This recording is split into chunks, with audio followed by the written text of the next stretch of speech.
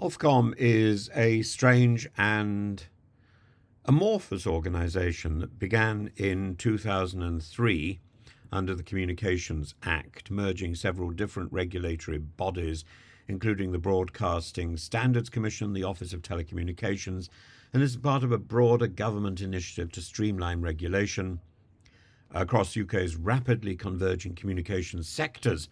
Ofcom's creation was spearheaded by the UK government, particularly the Department of Culture, Media and Sport, as a response to the growing need for unified regulatory body for regulatory control capable of overseeing the broadcasting, telecommunications, postal services and so on. But it has been a monumental failure. It's essentially an organisation which has offshored the problem. It is to media what Rwanda was to immigration. From its inception, Ofcom's role was to ensure that the UK's communications industries operated within a fair, competitive and consumer-friendly environment, and some of its notable early contributions include regulating the broadcasting standards, ensuring fair competition in telecommunications, overseeing the postal service. But of course, given the chaos that has emerged from the postal system, it can hardly be judged to have been efficacious. These actions were crucial in establishing a level playing field, and it has failed to do so. It has failed to protect consumer interests. It is simply a barking dog that is pulled to heel every so often to make a noise. One of Ofcom's significant achievements was the implementation of measures to increase competition in the broadband market, which has certainly played a vital role in the UK's digital economy's growth, and it's also been instrumental in enforcing standards to protect viewers and listeners from harmful and offensive comment, or at least it's made noises to that effect, ensuring that broadcasters adhere to strict guidelines about accuracy and impartiality. That's where the BBC verification service has come along. But that's just really words. The Online Safety Act would expand its responsibilities, the Online Safety Act of 2023. But again, it hasn't quite got into the swing of this. And the Act has tasked Ofcom with the complex and controversial duty of regulating online content and social media platforms.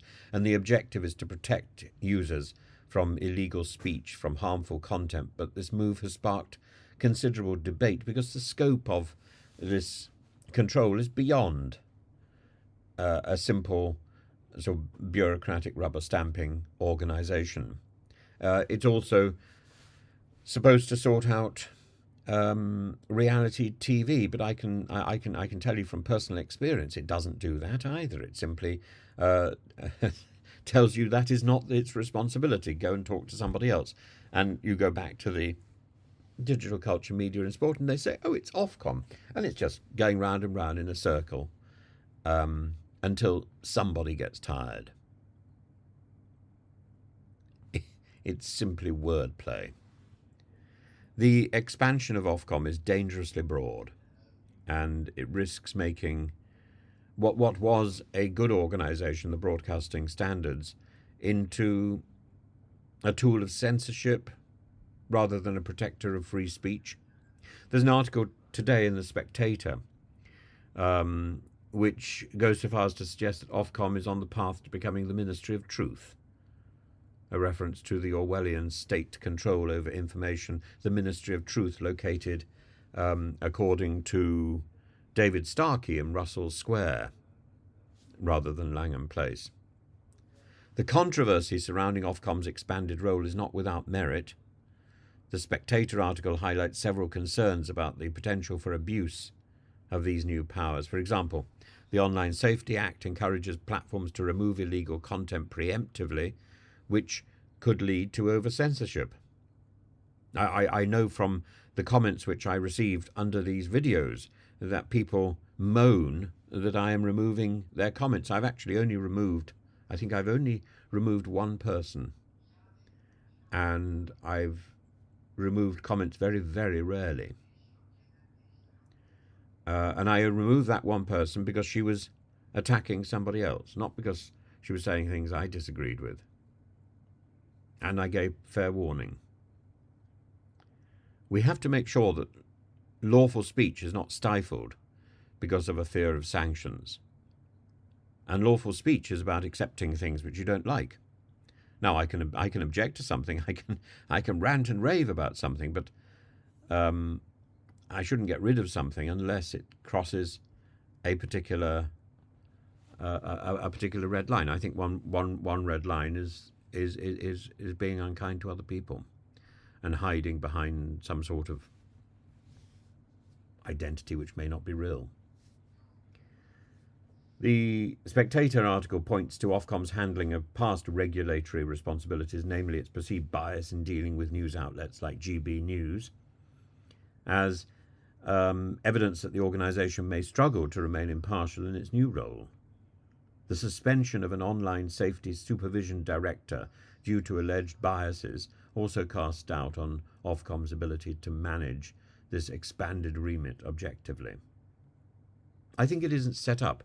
It doesn't know what it's doing. Is it there to monitor, or is it there to manage and control? Because it's got these two sides to its identity. Is it there to get involved in specific issues? Because it always claims it isn't. And yet, often it is involved in specific issues. It can only look at specific issues. It's supposed to look at specific issues and then draw general conclusions. I think that's the idea, but that's extraordinarily convoluted, isn't it? The Media Act of 2024 has further expanded Ofcom's remit, now including streaming systems.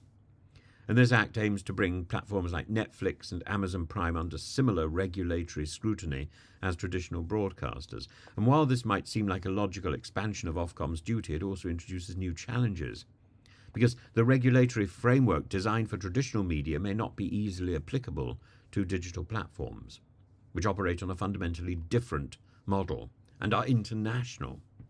The Spectator article warns of a slippery slope, with the Centre for Countering Digital Hate, CCDH, advocating for greater powers for Ofcom, including the ability to seek emergency powers to curb harmful content.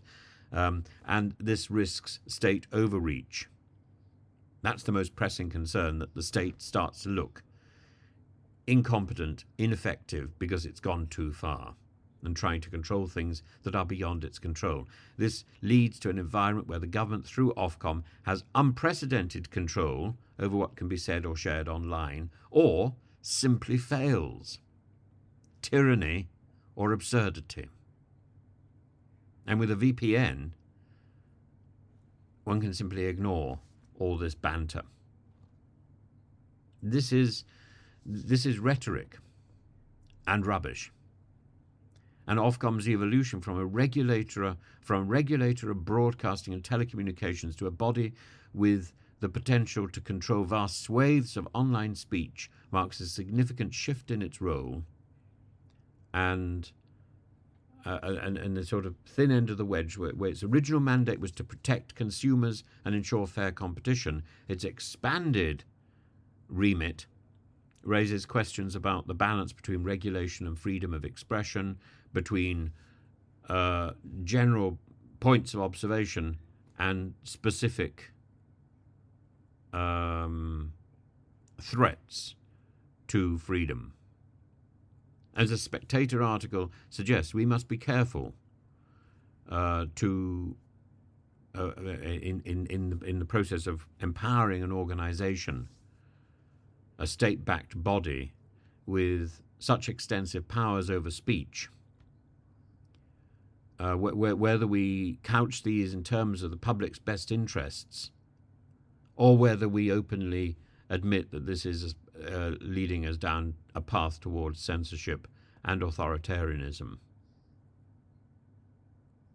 So it's not just about whether Ofcom actually has the tools to do the job and the people to manage those tools, but about whether or not this is a slippery slide into a sort of authoritarianism that we were fighting in the 1930s. And censorship is always to be resisted.